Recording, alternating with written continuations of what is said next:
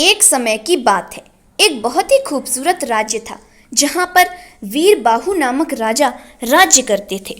वह अपनी प्रजा से बहुत ही प्रेम करते थे। उनकी एक पुत्री भी थी जिसका की नाम रामवती था। एक दिन राजकुमारी रामवती ने अपनी नाराजगी के चलते खाना नहीं खाया। महाराज वीरबाहु ने उनसे आकर पूछा, क्या हुआ पुत्री, आज तुमने भोजन क्यों नहीं किया?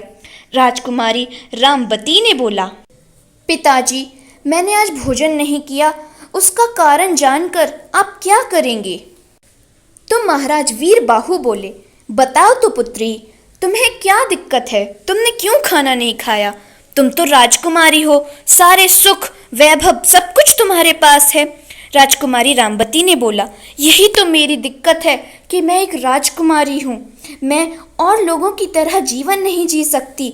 मैं कहीं पे भी अपनी मर्जी से नहीं जा सकती, बाग बगीचों में नहीं घूम सकती। जहाँ देखो तहाँ मेरे पीछे पहरे लगे हुए हैं, सिपाही घूमते हैं। मैं अपने आप को आज़ाद महसूस नहीं करती हूँ।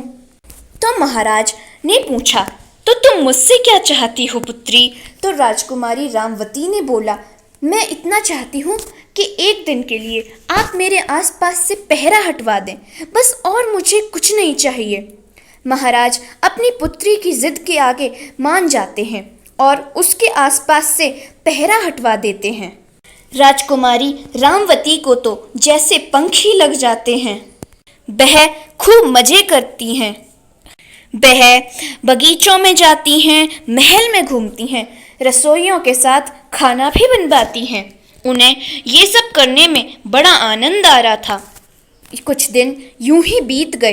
एक दिन फिर राजकुमारी रामवती ने खाना नहीं खाया। महाराज फिर उनके पास आए और बोले, बेटी, अब क्या हुआ? हटवा तो दिया था पहरा, अब क्या दिक्कत है? राजकुमारी रामवती बोली, पिताजी, पहरा तो हटवा दिया आपने, लेकिन मैं हूँ अब भी महल के अंदर। आप मुझे महल से बाहर जाने की इजाज़त दे दें। बाकी सब तो मैंने तैयार कर लिया है। मेरी एक सहेली दासी है, मैं उसके साथ उसके गांव में रहूंगी। एक साधारण जीवन जीना चाहती हूँ। कृपया मुझे इजाज़त दें कि मैं उसके साथ उसके घर जाकर गांव में रहूं। महाराज बोले, नहीं नहीं पुत्री, ऐसा नहीं हो सकता। तुम्हारा पहरा हटवा दिया था हमने, इतना ही बहुत है। तुम राजकुमारी हो, तुम ऐसे गांव में जाकर नहीं रह सकती हो पुत्री। तुम समझा करो बात को। राजकुमारी रामवती बोली, पिताजी, आप भी मेरी बात को समझें। मैं उस गांव में रहना चाहती हूँ, औरों की तरह जीवन जीना चाहती हूँ। मुझे भी महसूस करना है कि बाकी साधारण लोग कैसे जीवन जीते हैं। पुत्री की जिद के आगे महाराज को हारना पड़ता है और वह दासी के साथ उसे भेज देते हैं। एक दिन राजकुमारी रामवती झाड़ू लगा रही थी, तभी दासी आई और बोली, अरे अरे राजकुमारी, आप ये क्या कर रही हैं? आप क्यों झाड़ू लगा रही हैं? महाराज हम पर गुस्सा करेंगे, हम पे चिल्लाएंगे। आप हमें पाप का भागीदार ना बनाएं। महाराज हमें सजा देंगे। राजकुमारी रामवती बोली, ऐसा कुछ भी नहीं होगा। पिताश्री तुमसे कुछ भी नहीं कहेंगे। मैं तो अपनी मर्जी से कर रही हूँ ये सब, तो तुमसे कोई क्यों कुछ कहेगा? और वैसे भी मैं तो यहाँ साधारण जीवन जीने आई हूँ। साधारण जीवन का ये भी तो एक हिस्सा है, तो मुझे ये सब करने दो। दासी राजकुमारी की बात मान जाती है। एक दिन राजकुमारी कुएं पे पानी भरने जाती है। वहाँ उसे एक लड़का मिलता है जो बार बार उसकी तरफ देख रहा था। राजकुमारी रामवती ने उससे कोई बात तो नहीं की। पानी लेकर वह वापस चली आई। महाराज के सिपाही राजकुमारी पर नजर रख रहे थे, लेकिन राजकुमारी को इस सब के बारे में कुछ नहीं पता था। वह एक दिन अपने घर आई। महाराज ने पूछा, क्या हुआ? तुम अपने घर कैसे आ गई? क्या तुम्हें साधारण जीवन जीना अच्छा नहीं लगा? राजकुमारी रामवती बोली, ऐसा कुछ भी नहीं है पिताजी, मैं तो आपकी खबर लेने आई थी। एक दिन यहाँ रुकूंगी, फिर चली जाऊंगी। अगले दिन जब राजकुमारी कुएं पे नहीं आई तो वह लड़का दासी से पूछने आया, वो तुम्हारी बहन कहाँ गई? वो आजकल कुएं पे पानी भरने नहीं आ रही। तो दासी ने बोला, कल ही तो नहीं आई थी वो कुएं पे पानी भरने, और वैसे भी वह कुछ दिनों के लिए बाहर गई है, कल आ जाएगी। यह सुन के वह वहाँ से चला गया। राजकुमारी फिर आई, फिर वह उस लड़के से भी मिली। उसे उस लड़के से प्रेम हो गया।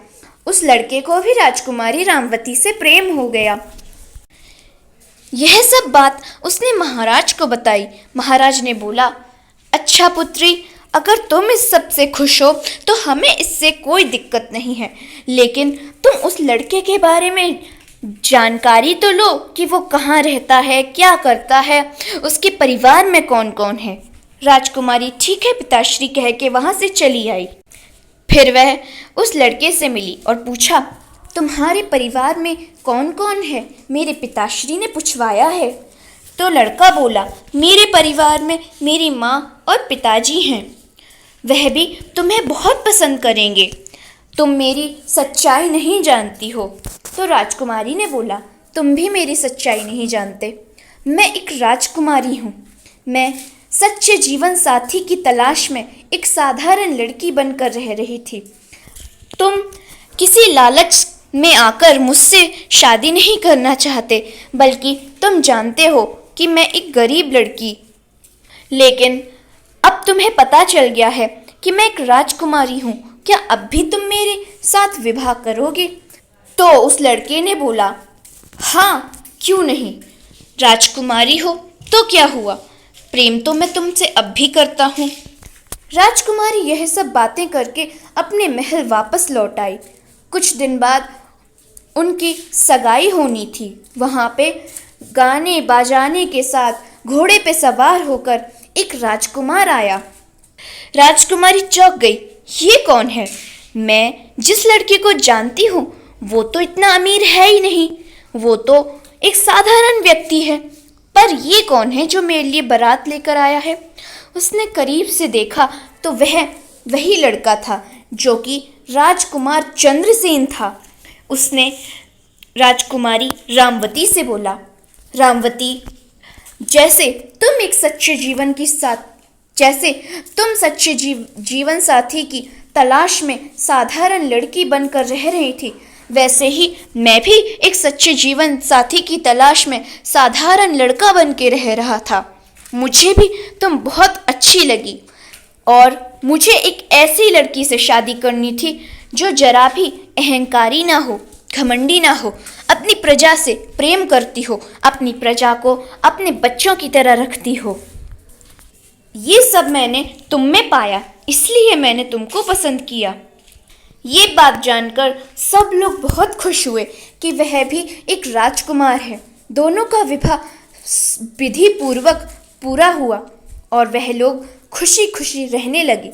दोस्तों, अगर आपको ये कहानी पसंद आई हो तो हमारे चैनल को सब्सक्राइब करें। कमेंट बॉक्स में ज़रूर बताएं कि आपको ये कहानी कैसी लगी। बेल आइकन पर क्लिक करना ना भूलें, जिससे हमारे वीडियोज़ की नोटिफिकेशन आपको मिलती रहे। धन्यवाद।